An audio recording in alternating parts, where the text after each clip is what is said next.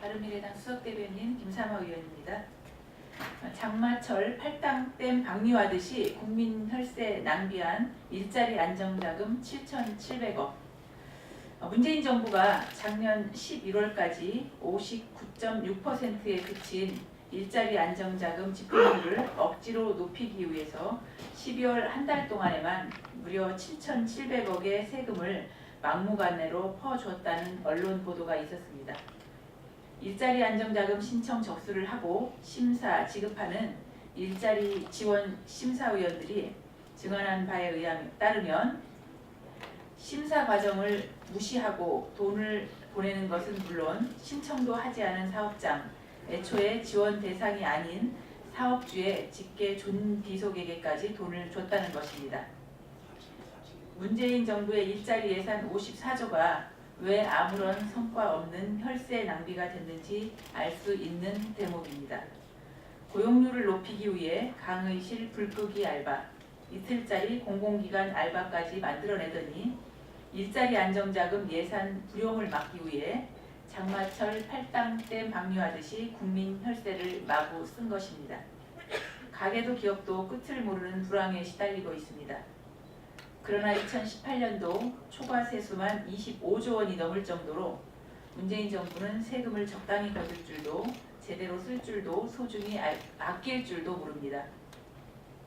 경제는 시장에서 이루어지고 일자리는 기업이 만듭니다. 일자리는 정부가 세금을 쓴다고 만들어지는 것이 아닙니다. 문재인 정부가 애초에 세금을 덜 걷고 최저임금을 급격히 인상한 대신 근로장려세제 등 저소득층 지원의 예산을 제대로 썼다면 역대 최악의 실업난을 겪지는 않았을 것입니다. 문재인 정부는 지금이라도 소득주도 성장을 철회하고 규제개혁과 노동개혁을 하지 않을 거라면 차라리 아무것도 하지 않는 게 국가 경제 발전에 도움이 됩니다. 문재인 정부에서 탈원전 공론화가 이루어진 적은 한 번도 없습니다. 지난 2017년 10월 신고리 5,6호기 공론화위원회에서 원전 건설 재개 결정을 내릴 당시 백운규 산업통상자원부 장관을 비롯한 정부는 공론화위는 탈원전 정책 전반에 대한 것이 아니라 신고리 5,6호기 건설 여부만을 결정한다. 신고리 공론화 작업과 탈원전 정책은 분리해 접근한다는 입장을 여러 번 강조했습니다. 그런데도 문재인 정부는 신고리 5,6호기 공론화위원회에서의 원전 축소 선택 비율이 53.2%였음을 근거로 신한울 3, 4호기 원전 공사 재개 주장을 묵살하고 있습니다. 더구나 당시 공론화위원회의 시민 참여단은 고작 471명이었고 2박 3일 동안 토론하고 내린 결과를 두고 탈원전 정책 전반에 대한 공론화라고 하는 것은 참새를 독수리라고 칭하는 것과 다를 바 없습니다. 한국갤럽이 지난해 11월 발표한 여론조사 결과에 따르면 국민의 68%가 원자력 발전의 유지 또는 확대를 지지하고 있습니다.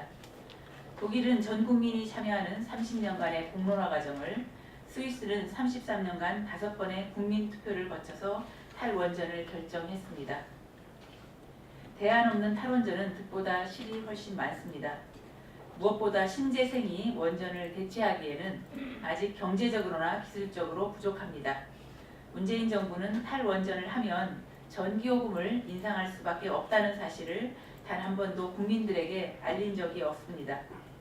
2022년까지 전기요금을 올리지 않을 것이라고만 할 뿐 그 이후 전기요금은 어떻게 되어도 알 바 아니라는 무책임한 태도를 유지하고 있습니다. 또한 더 이상 원전의 신규 건설이 없어서 원전 생태계가 붕괴되면 현재 운영 중인 원전은 더 위험해질 수 있습니다. 문재인 정부는 지금이라도 탈원전 정책을 철회하고 노후 원전과 화력발전을 신한울 3, 4호기와 스와프하는 방안을 적극 검토해야 합니다. 바른미래당은 중단 시 매몰 비용이 7천억 원에 달하는 신한울 3, 4호기 건설 재개와 관련해서 국회 차원에서 공론화하고 국민적 공감대를 형성해 나갈 것입니다.